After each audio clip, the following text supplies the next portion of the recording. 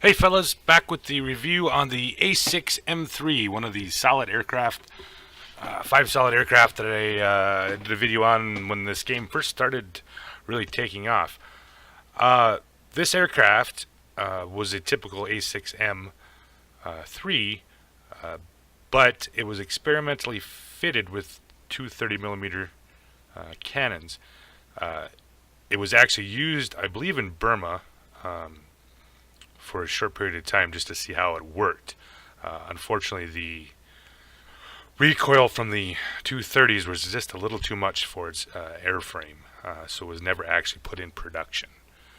So, like I said, it was an experimental aircraft. It was tried, and unfortunately, they could not make it work with it. Not since unfortunately, fortunately, they couldn't make it work with the Zero. Yeah. So anyway, in game, this is a Tier 5 premium. This is one of the problem with this airplane, like all Japanese planes, it has a certain problem with its modules and fire damage and stuff. And it's somewhat of a finesse fighter. You don't like to get shot a lot. So it's one of those kind of aircraft. So it's a little bit. If you're familiar with the Japanese line, you'll be fine. If you're not, this is one of those aircrafts. It's not like a Spit or anything like that can really take a beating. So let's actually look at the information on the aircraft. Survivability, of course, very low. Often catches fire. Gun armament is very good with those 230s. When they do hit, do a very nice job of wrecking. Maneuverability also very good. So you're talking as good as the actual in-tier Zeros. Airspeed, once again, you're sacrificing the maneuverability for your airspeed and your altitude performance. So therefore, it's not something that you're going to go chase down bombers and stuff with it. I mean, you can do it, but it's not the greatest. I've found with this aircraft that works really well as a defense fighter. Staying above caps that you own.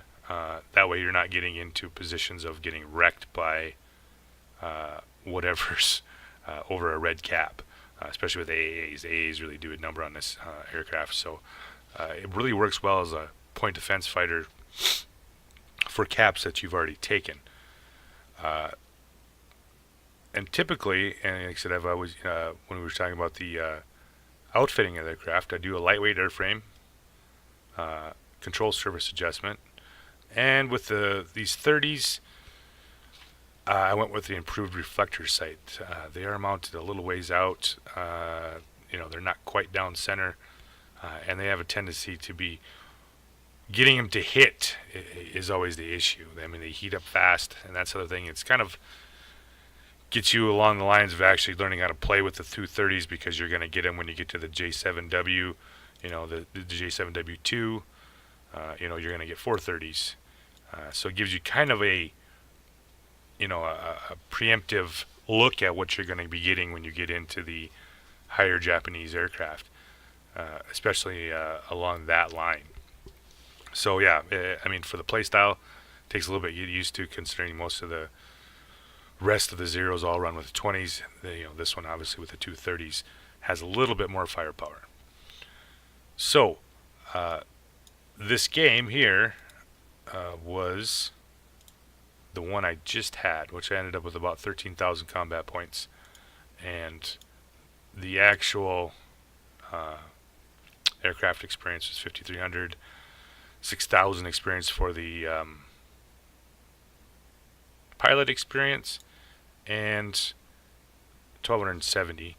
So just about 189,000 credits made on that. So after expenses, I was at about 188,000. So this aircraft does make, once again, makes pretty good cash for Tier 5. But the economy, once again, is not that terrible here in world of Warplanes, so it's not like it's you're going to kill you to make a little silver. I enjoy the aircraft. I actually enjoyed this aircraft more before 2.0, just because this is not a real survivor for long periods. In the game I was in, I survived the whole game without getting wrecked, but with the module damage and all that kind of stuff, these things take a beating. So you got to be a little bit careful with these aircraft, or with this aircraft in particular, when you're dealing with other fighters. Try not to get shot up too badly, because you're gonna suffer most of the game with a blown engine, been on fire twice, and a crap ton of modules. But when you get it to work, this aircraft performs. It's still one of my favorites at tier 6. So, that kind of stuff. Yeah, I really can't complain about the aircraft at all. Internet went out. Yeah, no problem. Just a second here, Kaz.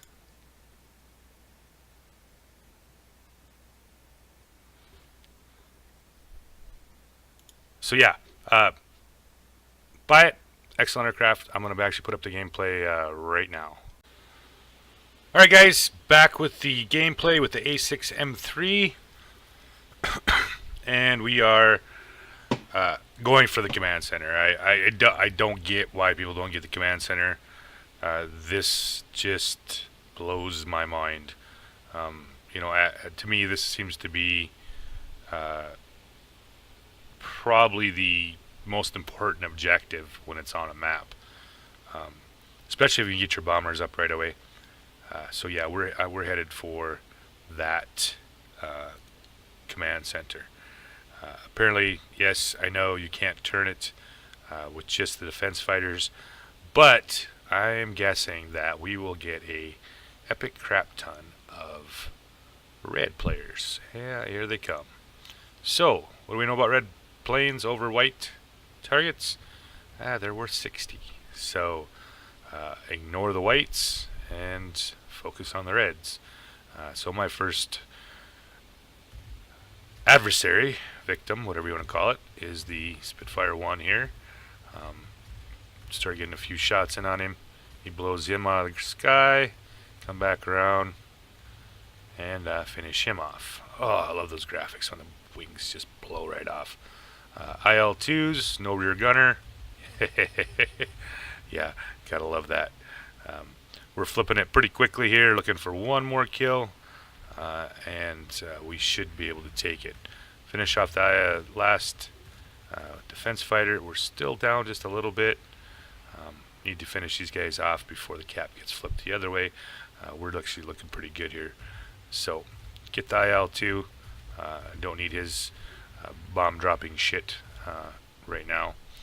Finish him off, and still looking for a few targets. So we knocked out another red player. Got a few more coming up here. Got a yak coming in. See if I can get in on his tail.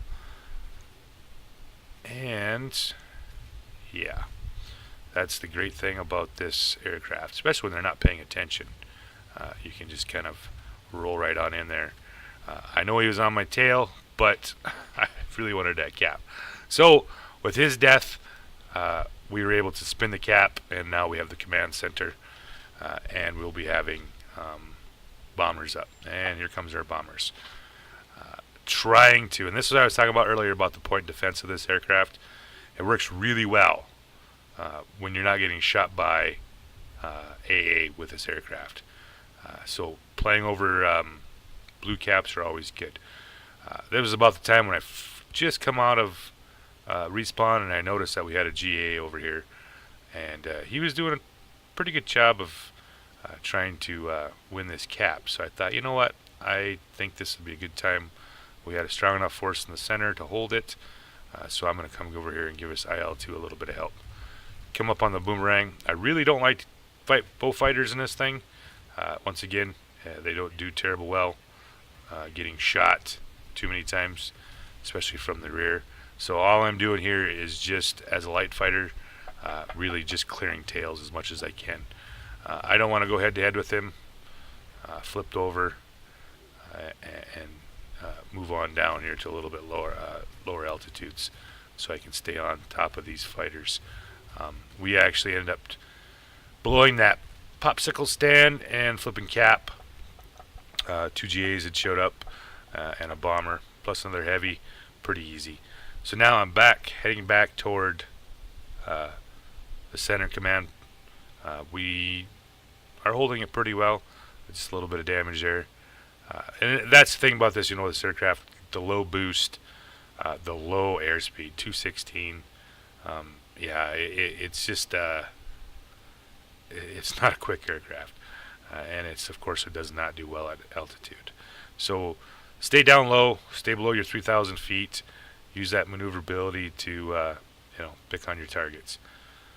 So get back over here, and another IL-2 coming in. And, right now the command center is at full health. We're just losing it, just slowly but surely. But at this time, our bombers are inbounds, and they hadn't been molested the whole way to that other cap. And of course, when you have 5 bombers drop, guess what happens? Yeah. And that to me is really why this cap is so important, is getting those bombers up right away. So bombers drop. We have one fighter over there with him, and yep, there they go. They turn the garrison very quickly. So now I'm just trying to keep these guys off of these planes as much as possible. I might have shot that guy down. I'm not sure. But then again, hey, not always a good idea to fly in there. Spitfire 1's back, clearing tails here. I'm trying to help him out as much as I can. He finishes that guy off, but he does lose his momentum. He did a little bit of a climb there and doesn't really keep out of the energy part of it, so therefore lets me stay on here. And you notice the whole time I'm here, I'm going to do about 160 miles an hour. This thing is terribly slow. You can outrun it fairly easy, and this is kind of one of the reasons why I really like to stick around these caps like this with this aircraft. Like I said, it works well for point defense, objective defense, I should say.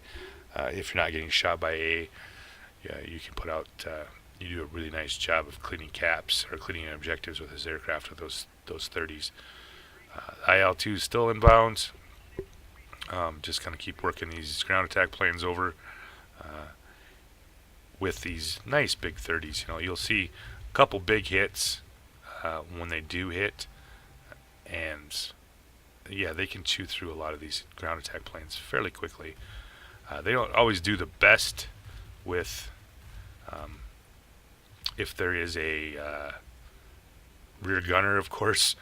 They can be kind of a pain in the ass, so you have to take it a little easier when you're dealing with them. More of a side or even a frontal attack will work better than coming in behind and getting wrecked. Coming back up here on the Spitfire, we have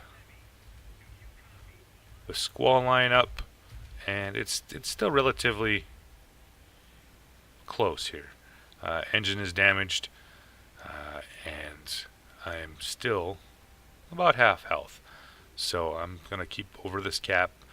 The bombers are once again being protected, actually, all the way to cap. We have a good force of a fighter screen on top of our bombers, giving us a chance to get the bomber once again right over cap. And this is why, like I said earlier, this objective, for me at least, seems to be the most important. The Spitfire 1, he's back in on here again. To keep on him. Like I said, once some 30s do hit, they don't take very long to smash the absolute shit out of everything. IL-2's back in again, but I got fighters above me. I'm trying to get clean tails, keep everybody clean. But unfortunately, they do get one more blue guy. It's a little easier for them to clean cap when they're actually taking out blue players over cap. We're down half health on this, and I'm just trying to finish these guys off fast as I can. But that's the problem sometimes, I think, with these caps. They turn so quickly. or they can turn so quickly, you can only do so much.